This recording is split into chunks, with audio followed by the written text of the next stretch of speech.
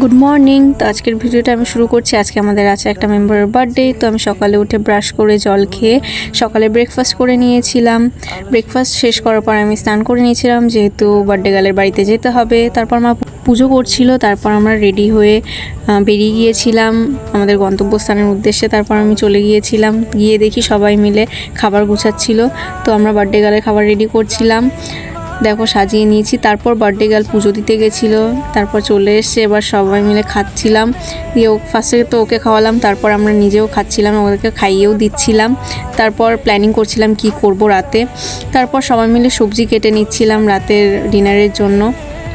সবজি কাটতে কাটতে আমরা সব প্ল্যানিং করছিলাম যে কী করে রাত্রেবেলা অ্যাটাক করব, কি করব, কিভাবে সাজাবো। তো সব সবজি কাটা হয়ে যাওয়ার পর আর সব প্ল্যানিং করার পর আমরা রান্না করতে চলে গেছিলাম। রান্না করতে যাওয়ার নাম শুনে সবাই মিলে নাচছিলাম, সবাই মিলে দেখাচ্ছিলাম যে আমরা খুব এক্সাইটেড।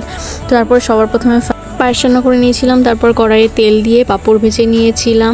তারপরে পাঁপড় ভাজা হয়ে যাওয়ার পরে আমরা আলুটাকে নুন হলুদ দিয়ে একটু কিছুক্ষণের জন্য ভালো করে মাখিয়ে নিয়েছিলাম। দিয়ে তারপর কড়াইয়ের তেলটাতে আলুগুলো দিয়ে ভালো করে মাখিয়ে নিয়ে আমরা চিকেনটা বানিয়ে নিয়েছিলাম।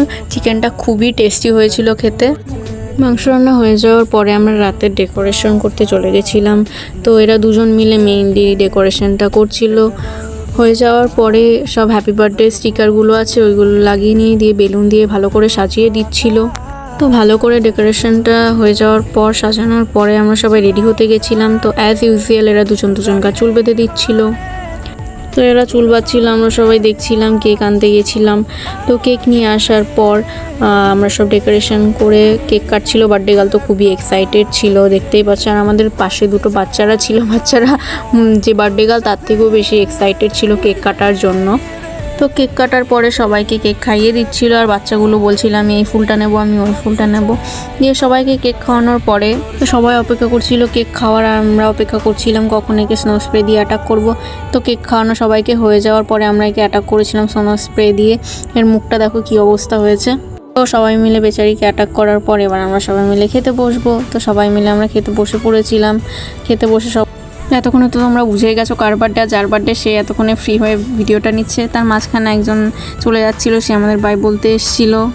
এরপরে হচ্ছিল গিফট আনবক্সিং। তো গিফট আনবক্সিং হওয়ার আগে বক্সের ওপরে সুন্দর কবিতা লিখে দিয়েছিল। তারপর আমরা গিফট আনবক্সিং করছিলাম। বার্থডে গার্ল তো খুবই এক্সাইটেড ছিল।